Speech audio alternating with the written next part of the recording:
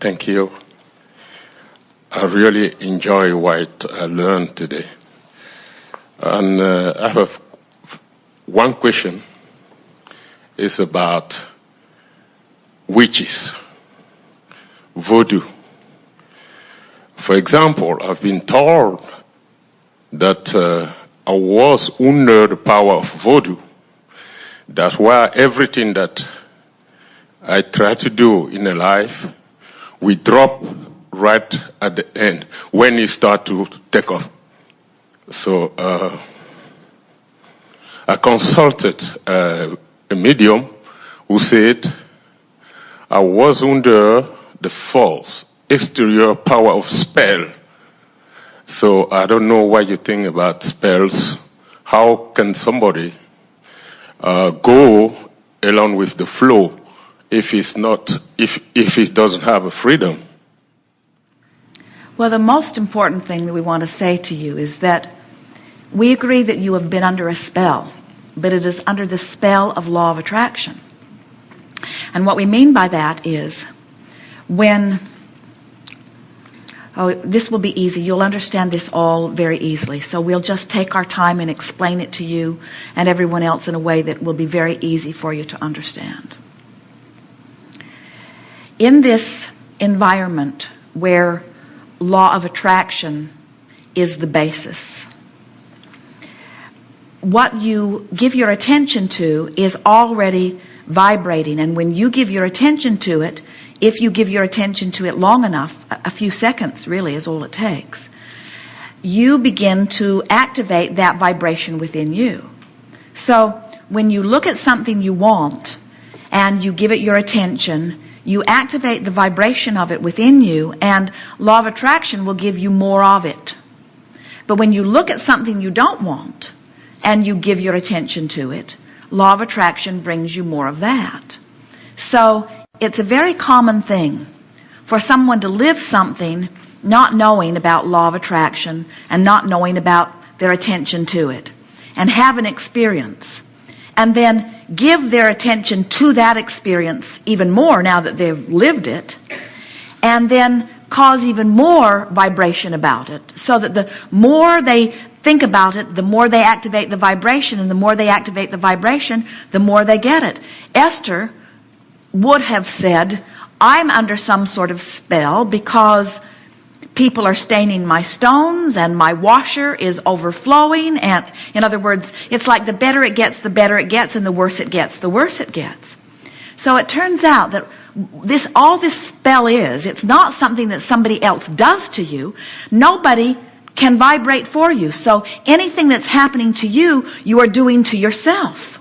But when things happen that you don't want to happen, the logical explanation is, I wouldn't do this to me because I care about how I feel. I wouldn't do this to me, therefore somebody else must be doing it. And there are so many who would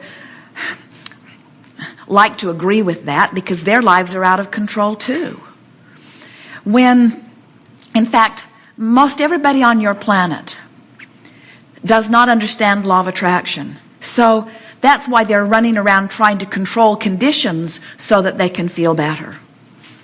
Anytime you expect something, it becomes your experience. One day, some time ago, when Esther and Jerry were staying at home more and had more time for telephone consultations, a young woman called because she said she was being bothered by what she called icky beings. In other words, they were not nice like us. That was her explanation. And we said to her, nothing can come to anyone without an invitation. So how did you invite them? And of course she wasn't having any of that because she didn't think she would have invited something that she did not want. But as we visited with her more, she had someone in her life that she wanted to do something that she wanted him to do, and he was choosing to do something different. So she had gone to a bookstore and bought a book on witchcraft, and she was actually trying to figure out how to make him do what she wanted him to do. And we said, can you not see that in your determination to try to control someone, you've attracted someone to try to control you? In other words, it's your invitation of the same thing. It could not come if it were not active in your vibration. So when there are so many well-meaning people. Oh, let's start in another place. We know people who things are not going well for them. They want them to. Their life makes them want this, but they've got this. And their life makes them want this, but they've got this. And they are looking at this and looking at this and looking at this. Wanting that, wanting that, wanting that, but getting this, getting this, getting this. And finally, they are so discouraged by it. They feel so much lack of power that they go to someone to explain, why can't I get over there? And the explanations are amazing. Some of the explanations say, well, that's happening to you because you are not worthy. Some of the explanations say, you need to come to our church and you need to repent and you need to think the right thoughts and do the right deeds. Some of the explanations say, oh, you were bad in a past life and now you are being punished for it in this life. And some of them say, oh, it is because of voodoo. Someone has put a spell on you. Yeah. And some will say, oh, it is because of something your mother did. And we say, all of it is voodoo as far as we are concerned. All of that is what is a fluffy word we can use for it? Magic. All of it is Magic. Rubbish. All of it is rubbish. But the person that is giving you that information is often well-meaning because they themselves can't figure out for the life of them why you, beautiful you, can't get over there. And so they've just explained so many things, and we are explaining that it is law of attraction. We are wanting you to understand that it is empowerment. There are so many stories of people. Now, this is the part we really wanted you to hear.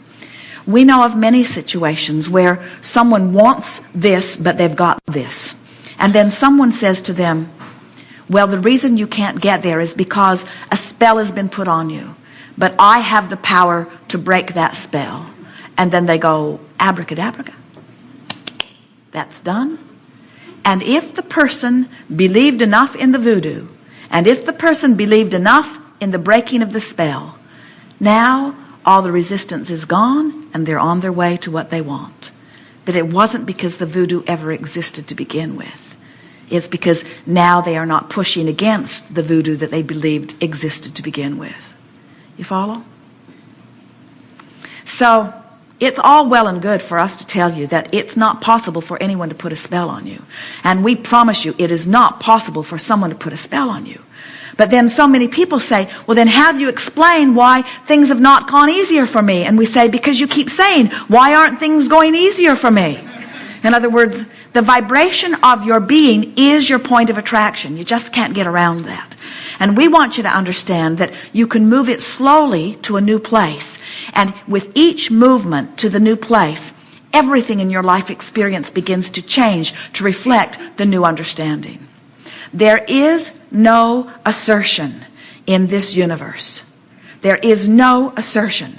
No one can, and even the well-meaning man who is wanting to assert his healing, we say, you can't even assert healing into another's experience because it's all about attraction. You can influence it, you can root for it, you can pay for it, you can soothe for it, you can pray for it, you can want it, you can believe it, you can do everything in your power to try to get the person who has all of the power to believe it.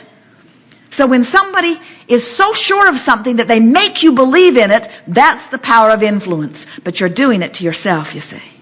You hold all of the power. And the only place that freedom ever comes is in the understanding that I hold the power of my experience. Not your experience, not your experience. I hold the power of my experience, you see. So if we were standing in your physical shoes and someone says, a spell has been put on you, or even more, I have the power to put a spell on you, we would just smile at them and say, okay, I hope it's a good one. Please put a spell on me for abundance and prosperity and lots of lovely relationships. And, oh no, they would say, I'm not going to put a good spell on you. I'm going to put a bad spell on you. And we would just say, oh, well, okay, go ahead. And they might be surprised at your lack of concern. And then you would say, I have a bigger spell. I have a spell of well-being. And my vibration is dominant in my experience. And while you could influence me to thoughts that could hinder my well-being, and that's what a spell is, it's just someone using their power of influence to get you to focus in a way that doesn't let your well-being flow for a while. You see? Yeah, thank you. Thanks so much. Jerry and Esther will laugh sometimes because sometimes, like right now, they have a water leak in their coach. So that in the basement where some of their things are stored, and they can't figure out where it's coming in. It's coming in through the door.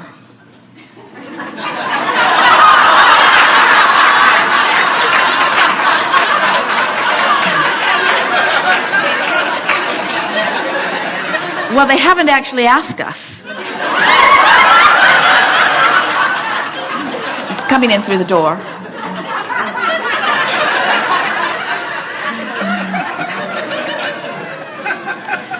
But when something happens that you don't want to, and only when it rains or when it's washed.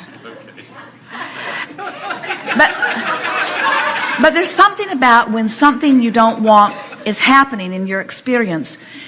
It's like the worse it gets, the worse it gets, the worse it gets. As you get focused on something, and then when you get focused on another thing, those things stop happening, and Esther will laugh and say, the curse has lifted. And it's because she's recognizing that sometimes they get on this track where everything goes so beautifully. It's as if the entire world loves and respects them and holds doors open for them and paves the way for them and honors them everywhere they go.